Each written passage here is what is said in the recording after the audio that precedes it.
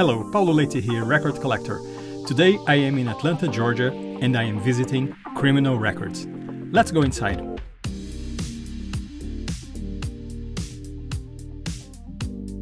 The entrance may seem unspectacular, but looks can deceive, because inside there is a huge record store with thousands upon thousands of records.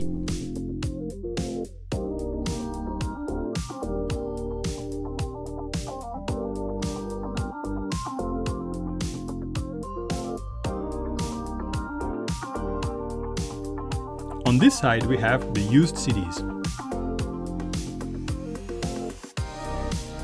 On these displays we have new CDs. On the back we have vinyl.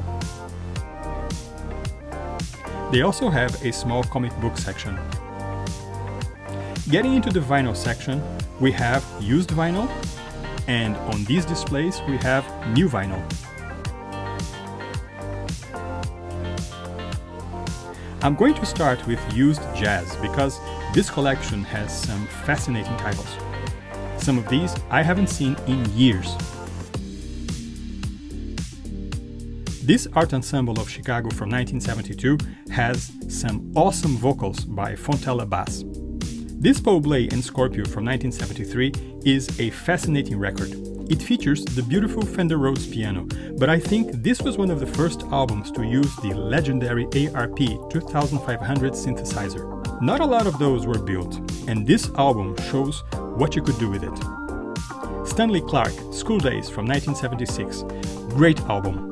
I think this album was supposed to be released on the quadraphonic format, and to be honest, it would be a true pleasure to experience this recording in 4 channels. Certainly, this is an album that deserves it. As far as I know, the quadraphonic mix still exists. I cannot imagine why it hasn't been released. The Crusaders 1 from 1972. I haven't seen this one in years. It's called The Crusaders 1, but it's actually their 3rd album. I mean, it's just The Crusaders.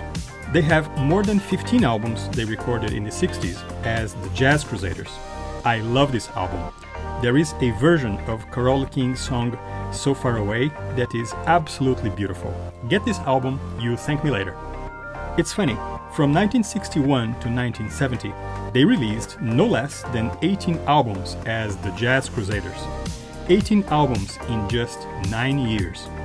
Then they shortened their name to just the Crusaders, and from 1971 to 2004, they released some 23 more albums. So people ask me, why do I like old albums so much? Well, because the music is good. I was born in 1974, so I am 50 years old. And I was 4 years old when Kate Bush released Wuthering Heights in 1978. And I do remember listening to it on the radio when it first came out. And honestly, when you grow up with Kate Bush, it's only natural that today, very few singers will impress you. Oh, Paul Gonsalves, Tell It the Way It Is, 1963. What a great album. This pretty much sums up my approach to music. There are so many great singers, bands, musicians and composers from 50 years ago, more or less, whose albums I'm yet to discover that I really don't have the time for Taylor Swift. I never heard a song by her. I have nothing against her. I am just too busy. Eventually, she will do a James Bond theme or something that I will have to listen to. But until then, I just don't have the time. But there's more. I guess music production today seems to be so automated that maybe I lost, for a lack of better word, respect for most of today's artists. Rick Beato touches this issue when he talks about music today being quantized. So you have the best drummer, and it sounds like a drum machine. Here's a great Gene Krupa album from 1955. This is a mono album that has a great version of All of Me. If you can play nearly as good as he, why would you let them quantize you? Is it perfect? Does it matter? I don't think so. Another great YouTuber, Wings of Pegasus, made a great analysis recently where he shows how singers today use auto-tune to hit those notes always perfectly. And he compares those recordings with Barbra Streisand when she was only 14 years old. And you can see it does not matter if she stays on the note. She doesn't, but she makes it sound so good. And I suspect that's when people like me start to lose interest and we lose connection. The other day, when I was making the video about the Lisbon record shop Jazz Messengers, I'll put the link on top.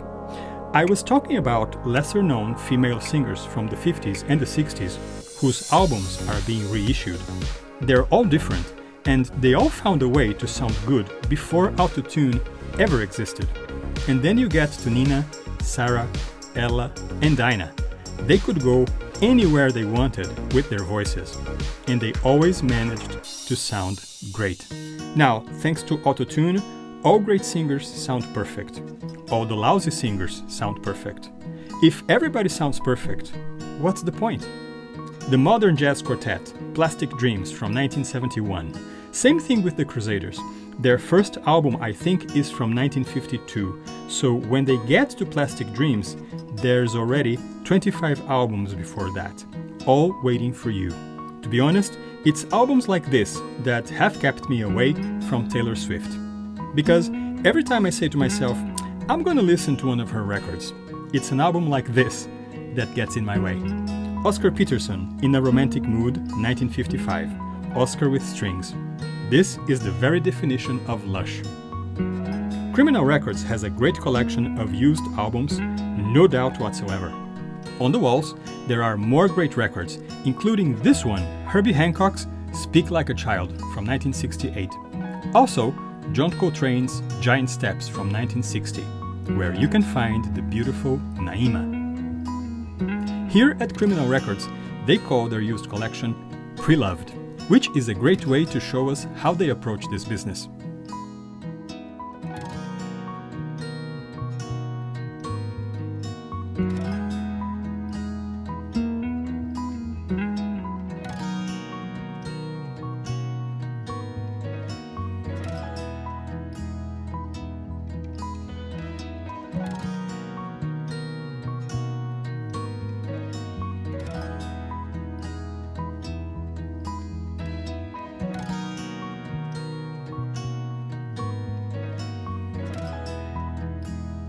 If you are enjoying this video, please give it a like and subscribe to my channel. There is more great content coming soon. Their classical section is small, but it has good titles. Okay, this Melacrino is misplaced, but look at what I found. A beautiful recording of Manuel de Falha's The Three-Cornered Hat. This beautiful recording of Witold Lutosławski's Concerto for Orchestra from 1974. Gustav Mahler's Symphony No. 1 by the Philadelphia Orchestra, conducted by Eugene Ormandy. I think Ormandy is so underrated. He had some incredible recordings with RCA, and at that point, the Philadelphia Orchestra was one of the best orchestras in the world.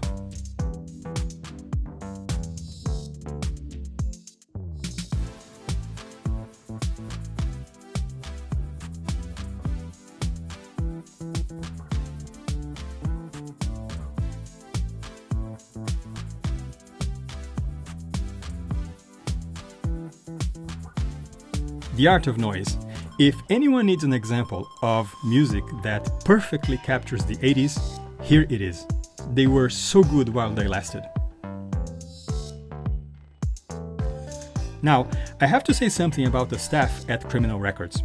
It is a lot of hard work to keep a record shop running so smoothly, clean, and well organized. These people do a great job, and they do deserve credit. While I was shooting this video, they were up and down organizing their new arrivals and helping customers get what they were looking for.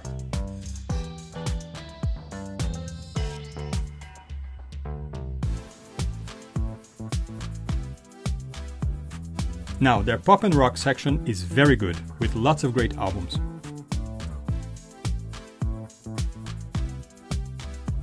Dear Hunter, we miss you. How about a new album? And those are Bob Dylan's feet dangling on the cover of Delaney and Boney and Friends with Eric Clapton's On Tour from 1970. Those were very busy years for those musicians. And Clapton can also be heard here. The Sun, Moon and Herbs by Dr. John from 1971.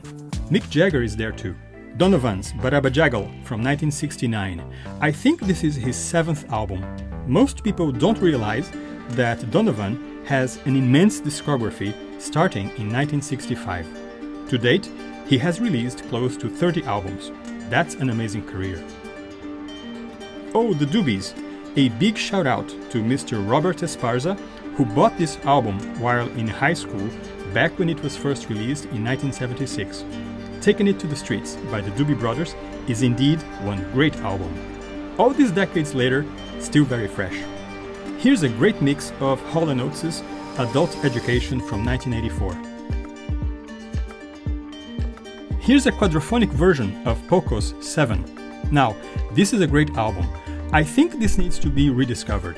In 2018, Vocalion released a Super Audio CD with this album and their next one, Cantamos, both from 1974, in both stereo and quadraphonic.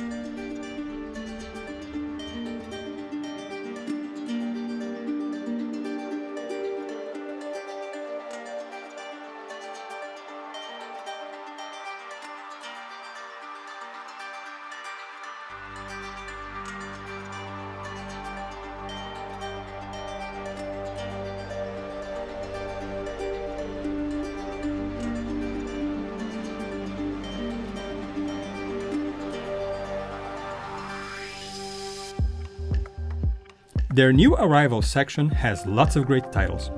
I like it that it's all mixed, so you never know what you're gonna find.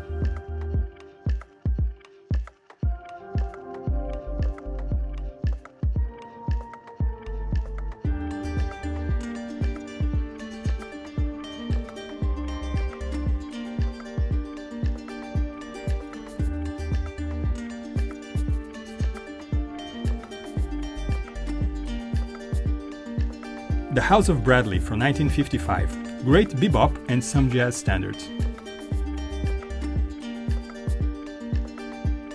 Their used soundtrack section is really good. They also have comedy albums, and one of the best, Sandra Bernhard, I'm Your Woman from 1985. This is a mix of music and comedy. She is so brilliant. They also have a good number of musicals.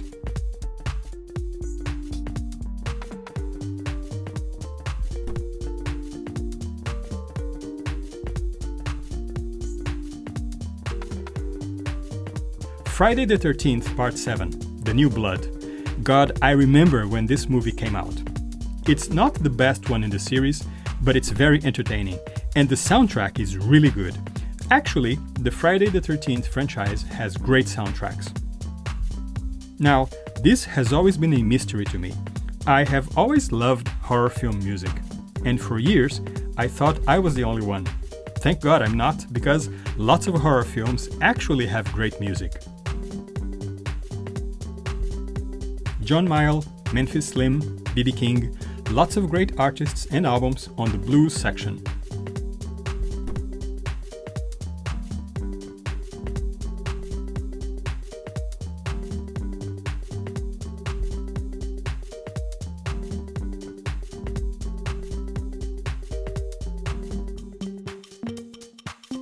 Now, in every record shop I go, I always try to pay some attention to their bargain bin. I mean, those used albums they sell for peanuts. In this case, $2.97. For certain genres, periods, and music styles, these can be a goldmine. This is also the place to find vinyl records that have never been released on CD, either because they were never very successful or because changes in musical tastes dictated that there was not a market for them.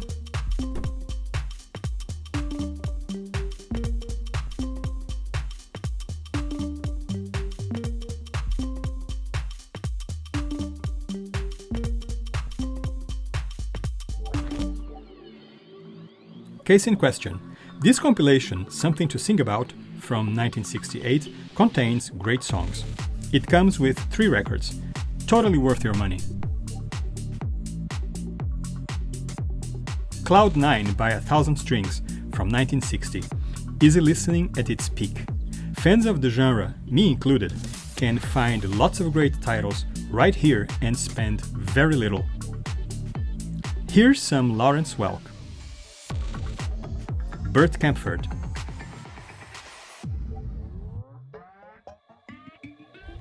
And I keep finding these Phase 4 editions. These are great albums, for almost nothing.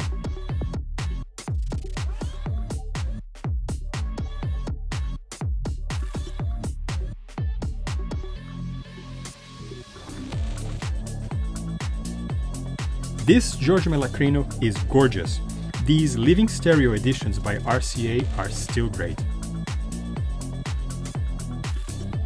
What else can I find here? Oh, Janice Ian, Miracle Row from 1977. Get this album, you'll thank me later. Roger Williams, Mr. Piano, 1962. I love him. Oh my god, The Second Crusade by The Crusaders from 1973. See what I mean? This is the album they released right after The Crusaders won. Of course, you should always inspect the discs to see if they are not damaged. After all, this is the bargain bin. But in many cases, the discs are fine for their age, and it's just the cover that hasn't aged too well.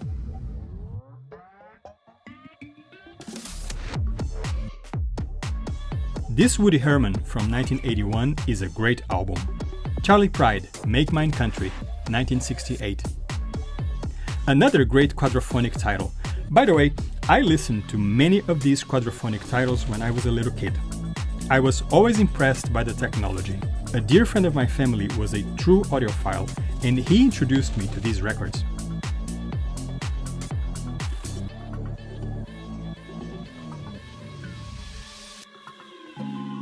And here is a quadradisc, Jim Ed Brown's It's That Time of Night from 1974. This was a different multi-channel format developed by JVC and RCA and introduced in 1972. I think it had a better sound since the 4 channels were fully independent from each other. However, you need special equipment to fully enjoy the format's capabilities. Few people have this equipment today. Probably that's why these records are so cheap. By the way, they were made with a special, more durable vinyl due to some specificities of the format.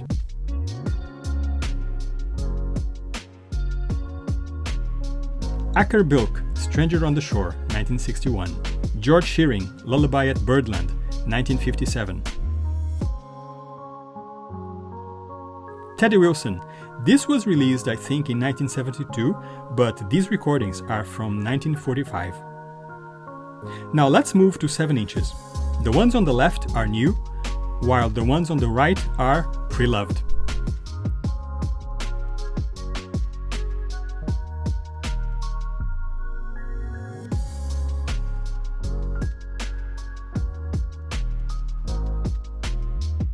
Funny thing, this Do or Die by Grace Jones from 1978 is mono.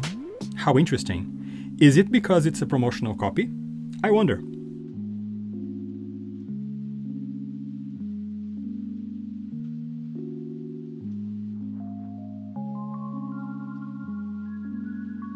Now let's move to the used CD section. It's certainly smaller than its vinyl counterpart. Still, there are good titles here. I think the prices are also good, most of them for under $5, and quite a few for under $3.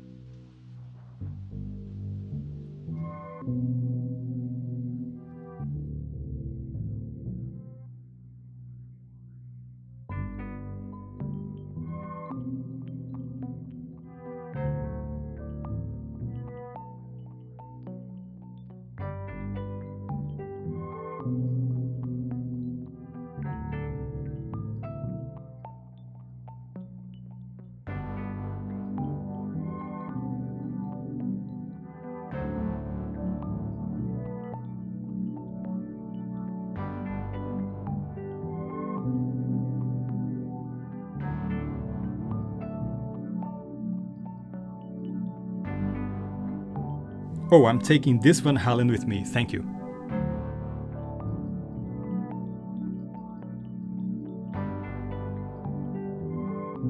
I'm taking this Tommy too. They also have a small compilation section with some good titles. I always tend to avoid them. I prefer to buy the full album released by the artists. However, with older recordings, sometimes there wasn't a full album to begin with, just a single. Also, on some occasions, the version on the compilation is longer than the one on the original album. You have to know what you're looking for.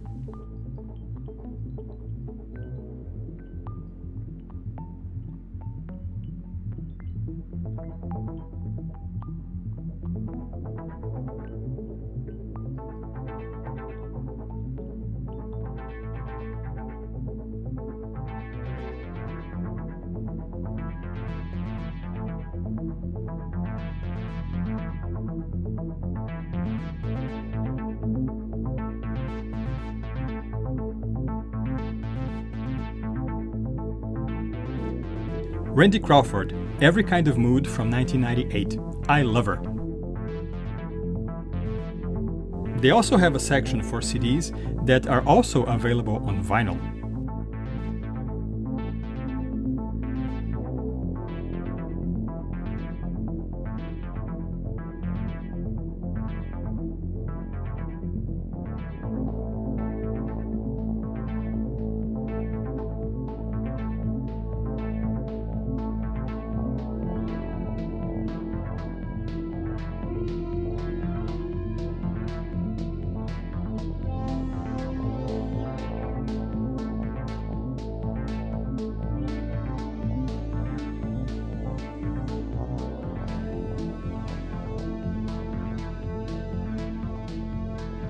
On the Christmas section, I found one of my favorite albums, A Christmas Gift for You from Phil Spector from 1963.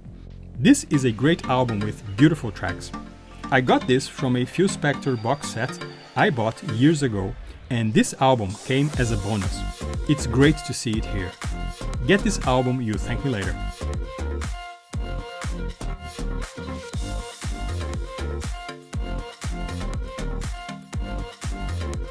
Now back to used vinyl for a minute. Criminal Records has a great collection of audiophile editions. Lots of mobile fidelity sound labs here.